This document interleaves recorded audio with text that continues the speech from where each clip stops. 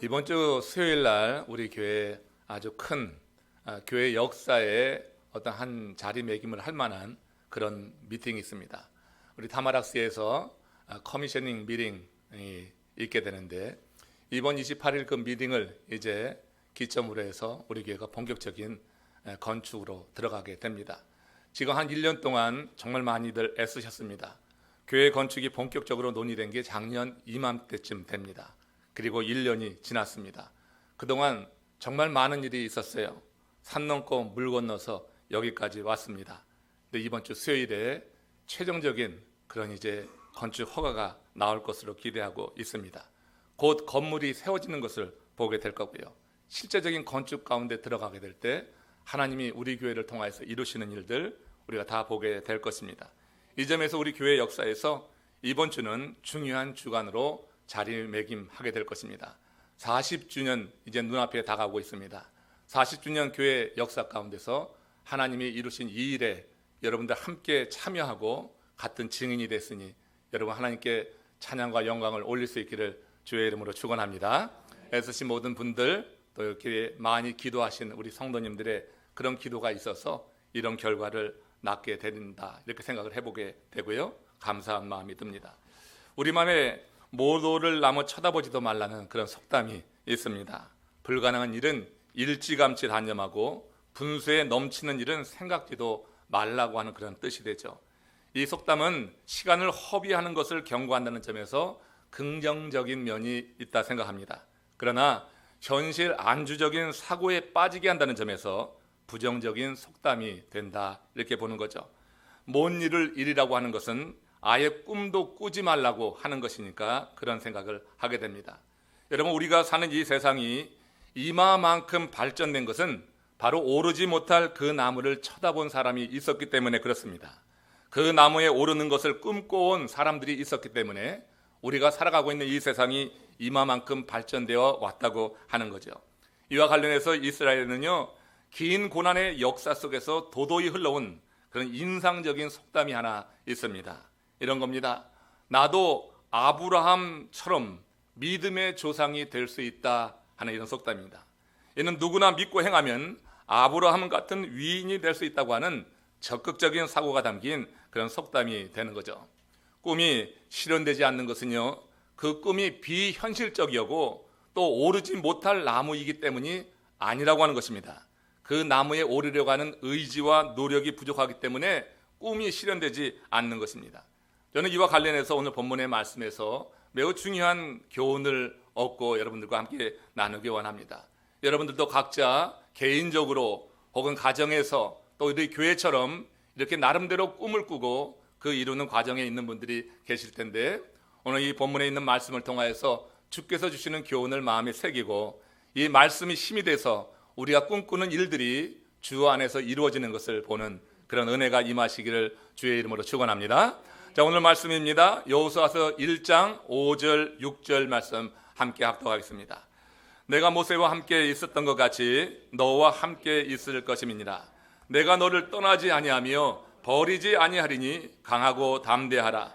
너는 내가 그들의 조상에게 맹세하여 그들에게 주리라 한 땅을 이 백성에게 차지하게 하리라.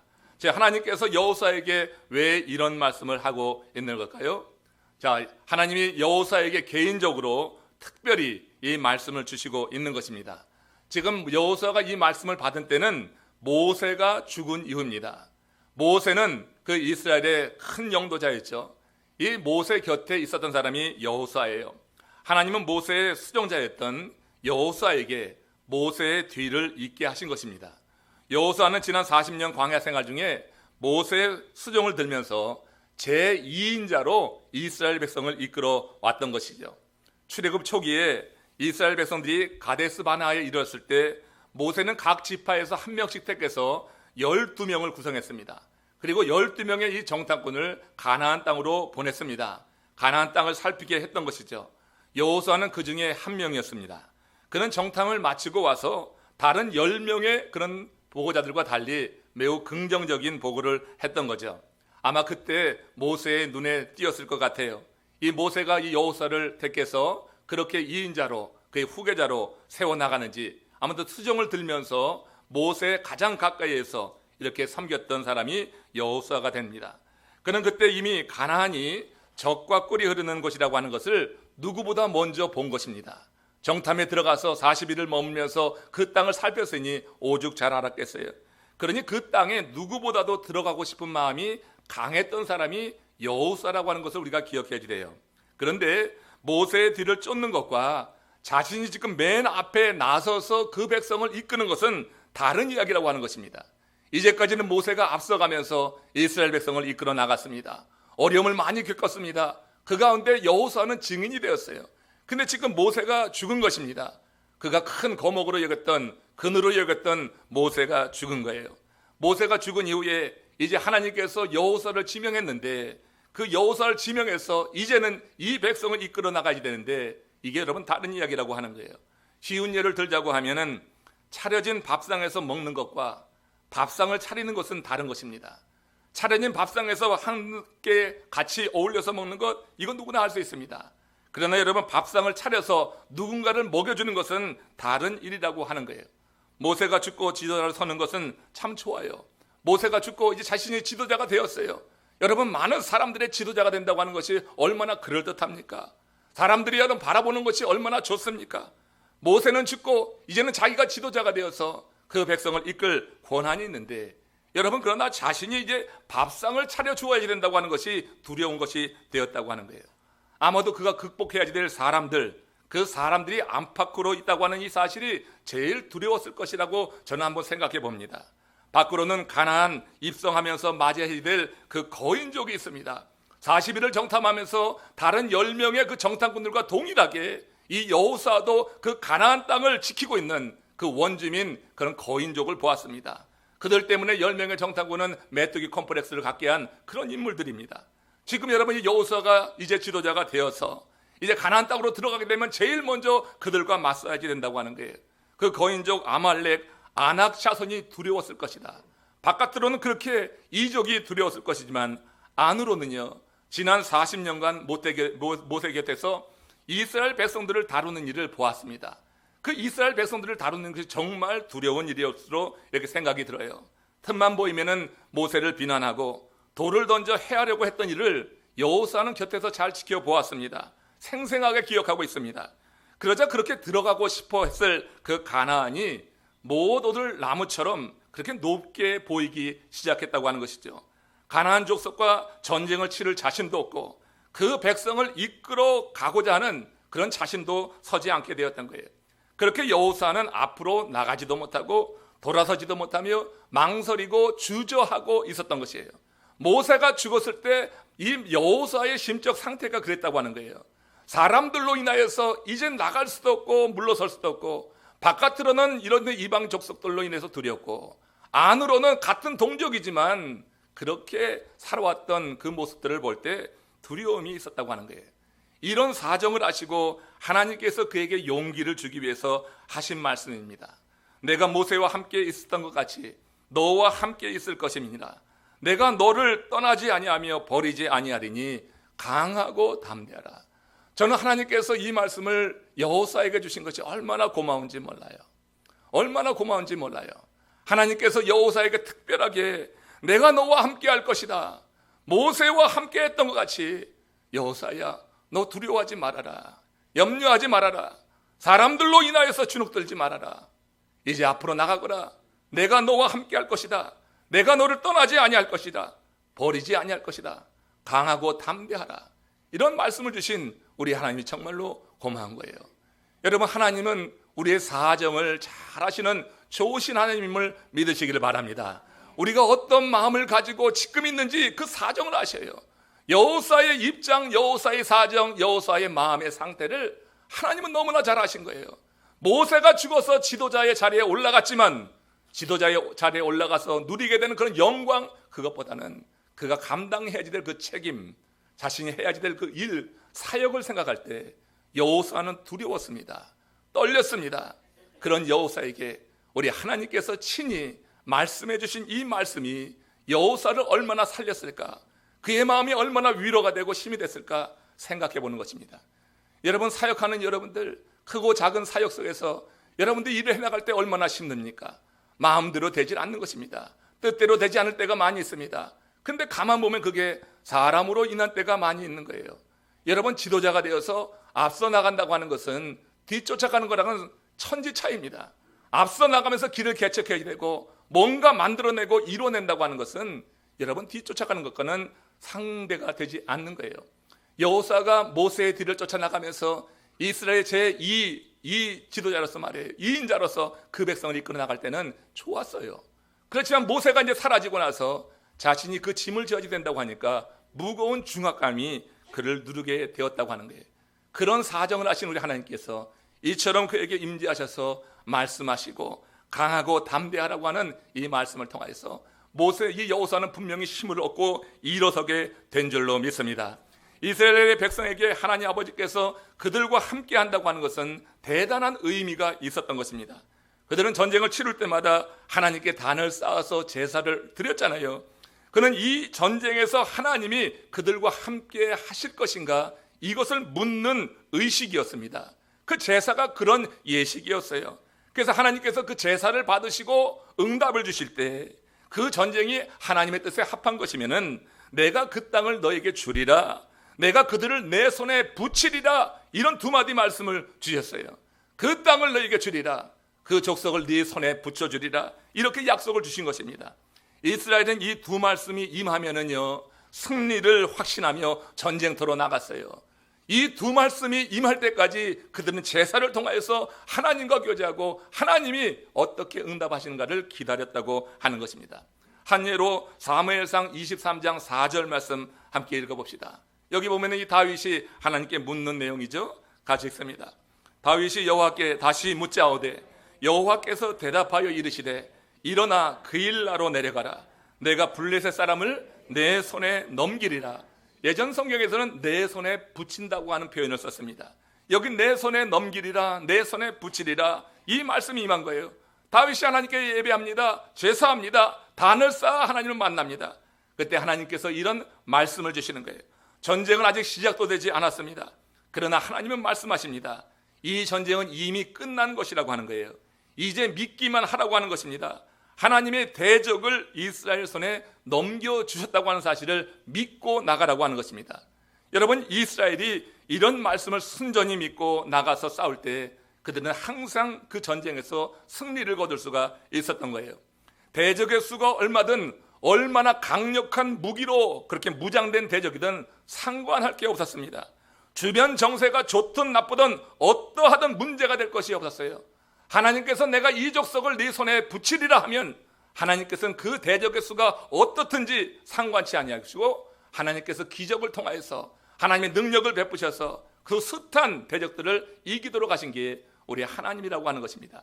300명을 가지고 12만 미디안 대군을 이기게 하신 것이 우리 하나님이에요. 그 족속을 하나님이 붙이셨다고 하면 하나님은 수는 문제가 되지 않는 것입니다. 여러분, 중요한 것은 믿음이었어요. 이스라엘 백성들이 그 약속을 믿는 믿음이었어요. 미래적인 약속을 현재로 땡겨서 지금 믿는 것입니다. 지금 전쟁은 이루어지지 않았지만 앞으로 이 전쟁이 이루어지게 될 때 하나님께서 그 족속을 내 손에 넘겨리라, 내 손에 붙이리라 했던 그 약속 있는 말씀을 지금 내가 믿는 거예요. 앞으로 될 일을 지금 믿는 미래적 사건을 현재로 끌어들여서 지금 믿게 될 때 우리는 지금 두려워하고 떨지 않는 것이에요. 미래에 어떤 일이 일어나지 여러분 두려워하지 않습니까? 그거 어떻게 감당할까 여러분 걱정하지 않습니까? 그러나 하나님 앞에 나와서 기도하고 우리 하나님께서 말씀으로 응답하실 때 우리 미래에 어떤 일이 이루어지든지 그 일로 인해서 염려하는 것이 아니라 오늘을 최선을 다해서 살아가는 하나님의 사람이 되어야 될 줄로 믿습니다. 미래의 일은 두려워할 것이 없습니다. 기도하며 하나님께 나갈 때 하나님께서 우리의 마음에 감동을 주시고요, 하나님 은혜를 주시고요, 말씀으로 응답하실 때 그 약속을 내가 지금 믿는 것입니다. 앞으로 될 일이지만 지금 내가 믿는 이 믿음만 있으면 여러분 항상 하나님은 이스라엘이 어떤 일 가운데도 이기도록 도우셨다고 하는 거예요. 그러나 이 믿음이 약화되면은 하나님의 약속을 의심하고 불안신하게 될 때 철저하게 패배했던 것 또한 성경에 많이 기록되어 있는 것을 알게 되는 거예요. 많이 준비해 봤지만 미래에 대한 약속을 믿지 않았을 때는 형편없이 깨졌던 것을 많이 볼 수 있습니다. 이스라엘이 하나님의 약속을 믿지 못했을 때 그들은 세상의 힘을 의지할 수밖에 없었습니다. 친애굽 정책, 친아수르 정책, 친바벨론 정책, 그들이 현재의 위기를 모면하기 위해서 취했던 세상적인 방법이었는데, 그 세상적인 방법을 취했을 때 그들이 의지했던 그나들로 인하여서 억압을 당하고 핍박을 당하고 포로로 잡혀가는 그런 엄청난 순환의 역사를 이스라엘 백성들은 겪을 수밖에 없었다고 하는 거예요. 하나님은요, 여호수아의 상태를 잘 알고 있었습니다. 여호수아가 어떤 마음인지, 모세가 죽어서 지도자의 자리에 오르는 그런 기쁨은 있지만, 그러나 그가 질 책임, 그 중압감, 그거로 인하여서 그가 마음고생하고 있다고 하는 것을 아셔서 그에게 임재하셔서 약속하신 거예요. 강하고 담대하라. 그들에게 주리라 한 그 땅을 이 백성에게 차지하게 하리라. 너를 통하여서 그 조상들로부터 약속된 가나안 땅을 그 이스라엘 백성들이 차지하게 할 것이다. 내가 너를 사용한다. 너를 통하여서 이 일이 이루어질 것이다. 그렇게 약속해 주셨다고 하는 거예요. 이는 하나님이 약속하신 땅을 여호수아를 통하여서 그렇게 그 백성이 차지하도록 할 것이라고 하는 약속인데, 여러분 이걸 보면은 성공이라고 하는 것은 상황의 좋고 나쁨에 달려있는 것이 아니다. 마음의 태도에 달려있다고 하는 거예요. 무슨 일을 하든지 우리의 마음의 태도가 우리 삶에 어떤 열매와 결과, 좋은 그와 같은 결과를 낳는다고 하는 거예요. 하나님은 여호수아의 마음을 좋게 만드신 거예요. 지금 두려워 떠는, 염려하는 그 여호수아의 마음에 이제 하나님이 택하셨으니 그를 사용하시는 거예요. 고쳐 사용하는 거예요. 두려운 마음을 없이 하고 그 마음을 좋게 해서 이제 하나님만 바라보게 하십니다. 그리고 그 약속을 믿고 나가게 하십니다. 그리고 약속하신 일을 이루어 줄 것이라고 하는 확신을 그 마음에 심어줄 때, 그는 좋은 마음으로 가지고 이제는 두려워 떨지 않고 주께서 말씀하시는 대로 제사장의 걸 준비시켜서 법궤를 매게 하고 찰랑찰랑 물이 흐르는 요단강을 밟게 하시고, 그리고 요단강이 갈라지는 역사를 통하여서 하나님이 함께 하실 거라고 하는 증거를 최초로 갖게 하시고, 가나안 땅에 들어가서 하나님이 이루시는 일을 직접 목격하게 했다고 하는 거예요. 마음의 준비, 내 마음의 태도가 그렇게 중요한 것입니다. 저와 여러분들의 마음은 지금 어떻습니까?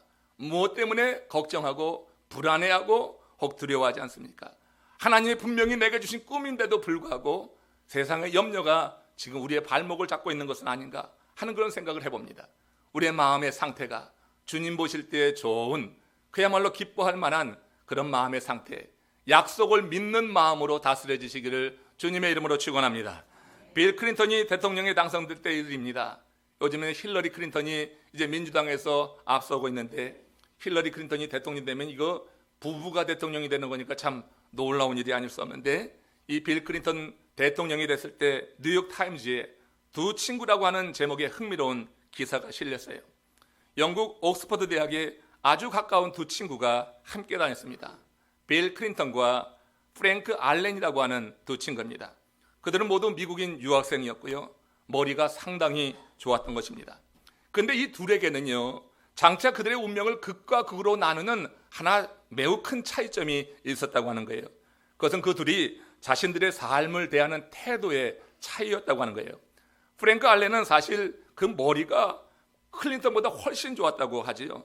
경제적 배경, 집안 배경이 클린턴과는 비교가 되지 않았다고 합니다.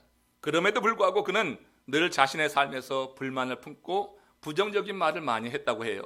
반면 클린턴은 가난한 집에서 태어났습니다. 이복 동생을 둘이나 돌보면서 성장했으니 그 집안 상황이 어떤지 생각해 볼 수가 있어요. 그러나 그는 언제나 낙관적인 태도를 보였습니다. 긍정적인 마음으로 살았습니다. 그 결과를 우리는 압니다. 한 사람은 미국의 대통령이 되고 한 사람은 스스로 목숨을 끊는 그 인생을 여러분 우리가 압니다. 우리의 마음의 상태에 따라서 내가 어떻게 인생을 보느냐에 따라서 밝은 곳에 살면서도 어두운 곳에 집중하는 사람이 있어요. 누가 봐도 내 집안 사정 괜찮아, 이 정도면 살만하고 그래도 이 정도면은 뭔가 이룰 수 있어, 그런 세계에 살면서도 어두운 곳에만 집중하는 사람이 있고, 누가 봐도 암흑 같고 절망적인 상황에 있는데 그런 상황에서도 밝은 면을 보는 사람이 있어요. 인생에는 양면이 있습니다. 다 양면이 있습니다. 어두운 인생만 사는 사람 하나도 없고요, 밝은 인생만 사는 사람도 없습니다. 내가 무엇을 보느냐는 나의 선택에 달려있는 줄로 믿습니다. 내 마음이 어떠냐에 따라서 우리는 밝은 면을 집중해서 바라볼 수 있고요, 거기서 희망을 보고 앞으로 나갈 수 있는 힘을 얻을 수가 있다고 하는 건데, 여러분 이렇게 우리의 마음이 중요해요.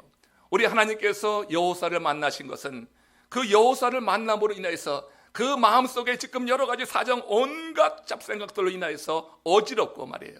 지금 어두워요. 과연 어떻게 일을 이루어 나가야 될 것인가. 모세가 죽은 상황 속에서 그가 그 큰 책임을 맡았는데 그 중압감으로 인해서 마음이 보통 상하는 게 아니고 두려운 게 아니에요.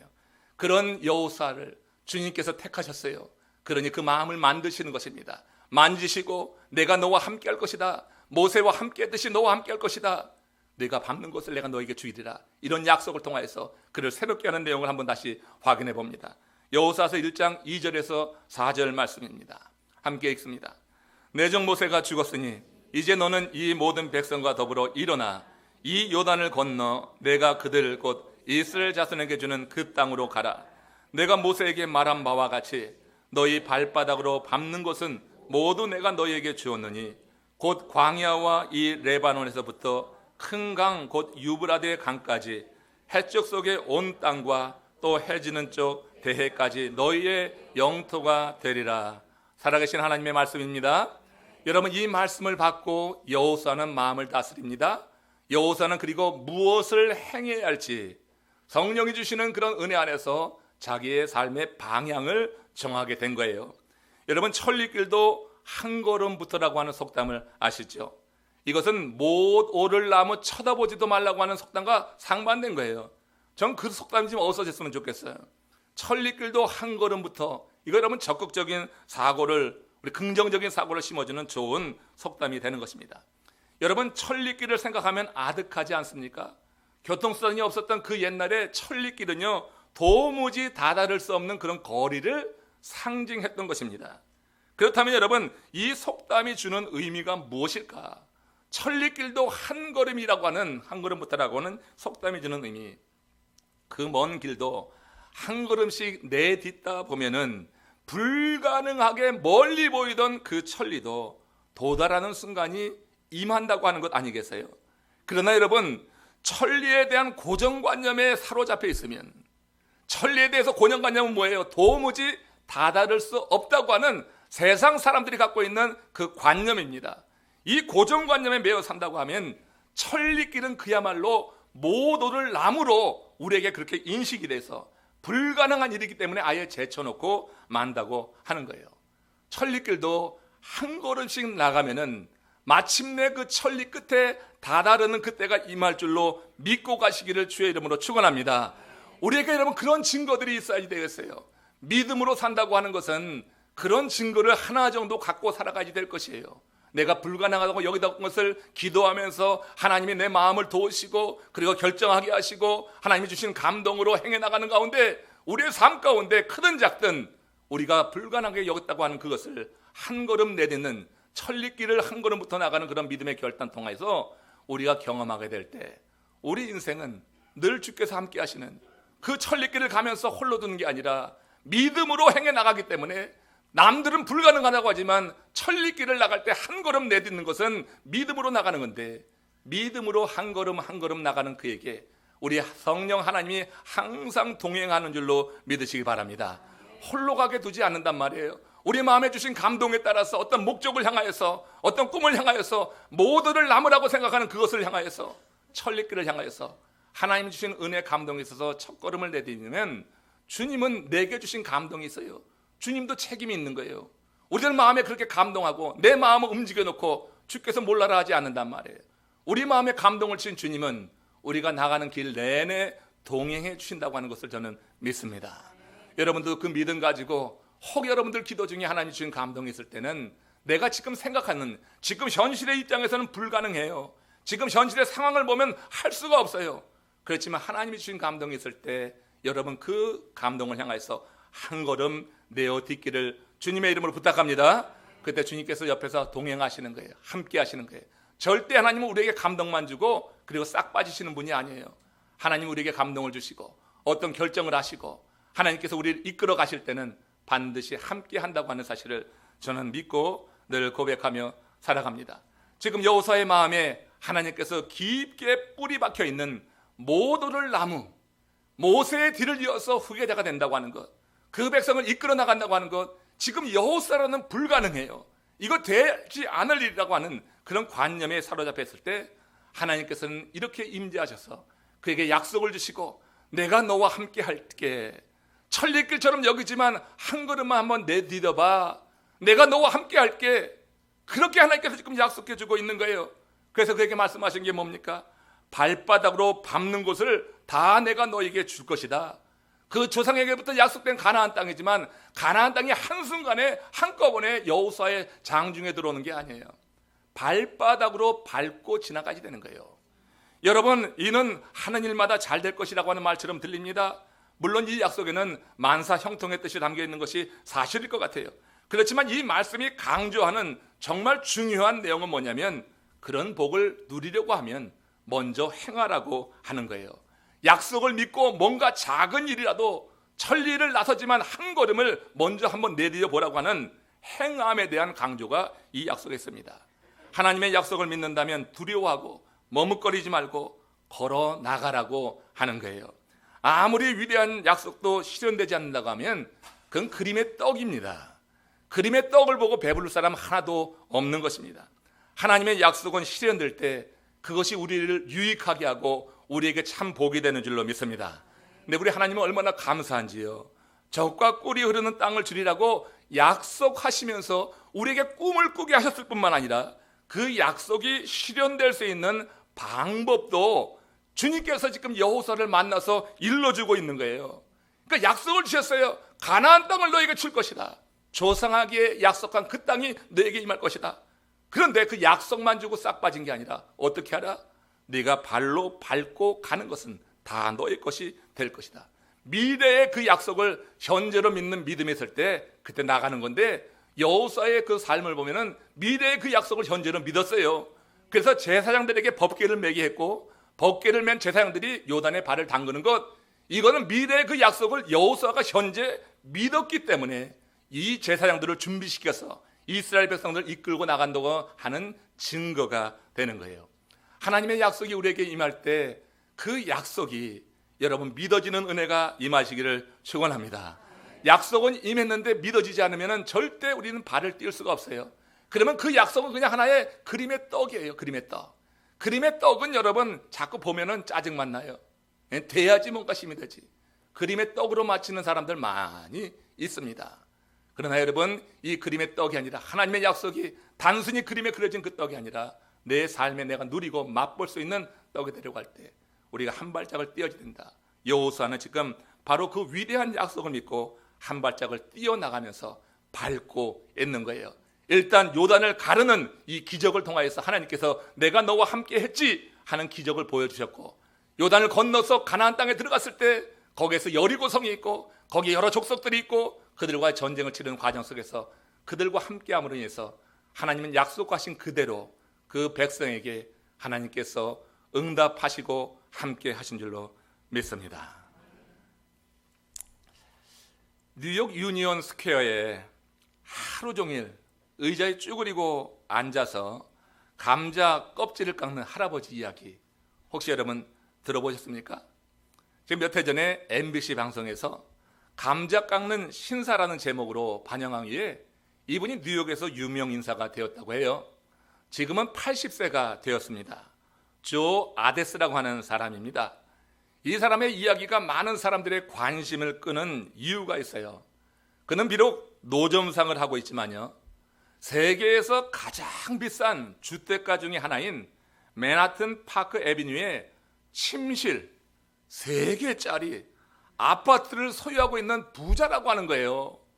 그가 여러분 그 뉴욕의 한 길가에서 앉아서 감자를 깎고 당근을 깎고 앉는 그 모습과 그가 소유하고 있는 그 집에 사는 주인의 그 모습이 매치가 되질 않아요. 사람들이 그래서 관심을 갖고 방송에서도 그를 이렇게 취재하면서 그의 이야기가 흥미로우니까 그렇게 보도한 적이 있었던 거예요. 그를 취재한 기자가 그에게 물었습니다. 아데스 씨, $5짜리 감자 깎기를 팔면서 어떻게 그런 아파트를 소유할 수 있습니까? 세계에서 가장 비싼 아파트예요.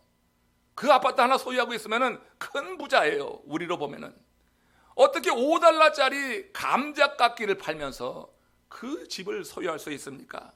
놀라서 바라보는 그 기자에게 아데스 씨가 이런 말을 했어요. 기자 양반, 60년 동안 손으로 모은 푼돈을 절대 무시하지 마시오. 60년간 손으로 모은 푼돈을 무시하지 말라. 지금은 5달러지만 예전에는 몇 센트에 불과했을 거예요. 60년 전에는 그거 돈도 아니었을 거예요. 그렇지만 60년 동안 손으로 모은 이 푼돈을 무시하지 말라. 기자가 할 말이 이랬어요. 한 방 먹었어요. 여러분, 60년 전에 그가 그 맨하튼 파커 애비뉴 그 아파트를 소유하겠다고 하는 꿈을 꿨는지 그건 모르겠어요.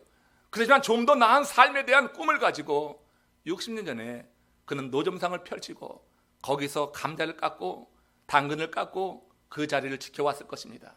한 푼, 두 푼, 몇 센트 되던 것이 지금은 5달러에 팔고 있습니다. 그렇게 모은 그 돈을 가지고 그 아파트를 구입했다고 하는 이야기예요. 맨해튼 파크 애비뉴, 모든 사람들이 그렇게 들어가 살고 싶어하는 그 아파트, 쓰리베드, 원베드도 아니고 쓰리베드, 이 3개짜리 방을 그가 여러분 들어가게 된 것은 60년간 모은 그 손으로 모은 푼돈이 쌓여서 그렇게 된 것이라고 하는 거예요. 여러분, 우리가 어떤 일을 볼 때 지금 현재 입장에서는 정말 불가능한 거야. 못 오를 나무고 천리길이에요. 그런 일도 정말 많이 있습니다. 그러나 여러분, 우리가 미래에 될 일이지만 현재 내가 미래에 될 그 일을 하나님이 내게 주신 은혜와 감동에 따라서 현재 내가 누리면서 지금 한 걸음을 내딛는 것은 그건 특별한 은혜인 줄로 믿습니다. 미래에 될 그 일을 믿지 않으면 절대로 한 발짝을 떼낼 수가 없는 거예요. 그러나 하나님께서 우리에게 주신 응답이 있어서 하나님이 내가 너와 함께 할게, 내가 너에게 이 조상들에게 마련한 그 가나안 땅을 줄게. 그런데 네가 지금 한번 해봐야지 되겠다. 너 지금 뭐 해야지 되겠냐? 네 그 약속을 믿고 한 발짝을 한번 뛰어봐라. 그러니까 여러분, 가나안 땅이 이스라엘 백성들에게 들어오게 된 것은 절대 그냥 어느 날 갑자기 들어오는 게 아니에요. 그 약속을 믿고 한 발짝을 떼놓은 사람이 있다고 하는 거예요. 여러분, 한 발짝 한 발짝 밟고 지나가는 곳마다 하나님께서 그 땅을 약속대로 주신 것이라고 하는 겁니다. 히브리 말로 게으른 자를 의미하는 단어는 아첼입니다. 이는 히브리들은 아첼을 일종의 병으로 보는 것입니다. 즉, 게으르다고 하는 것은 치유받아야 될 환자라고 하는 뜻이 아첼, 게으른 자의 그런 모습으로 이렇게 설명됩니다. 잠언서에서는요, 이 병에 걸린 자의 모습을 이렇게 표현하고 있습니다. 잠언서 26장 14절 15절 같이 읽습니다.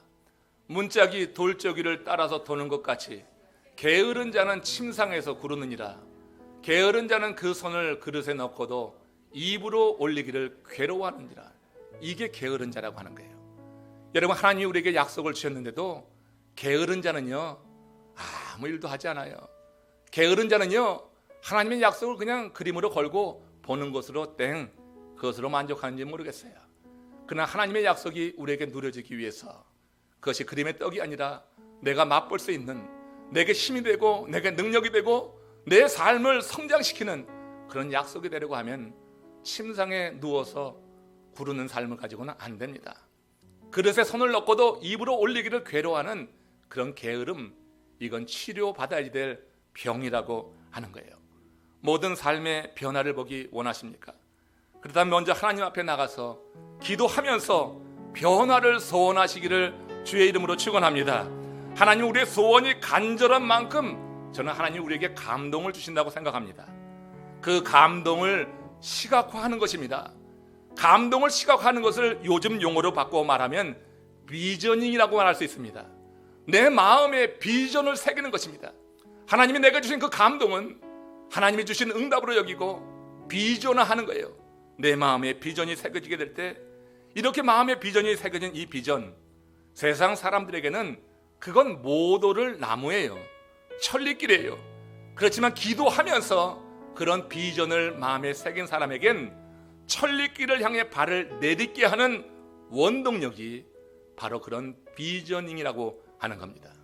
오늘 저와 여러분들에게 하나님의 은혜를 베푸셨습니다. 우리 교회를 향하신 하나님의 뜻은 위대하고 놀랍습니다. 우리 교회가 하나님의 일을 위해서 쓰이게 될 앞으로의 일을 생각하면 마음에 감동이 일어납니다. 하나님께서 마이애미 지역에 이곳에 우리 교회를 세워주시고 새로운 땅에서 새 역사를 이루라고 이제 성전 건축이 본격적으로 진행이 됩니다. 이 일 여러분, 하나님께서 우리에게 주신 꿈입니다.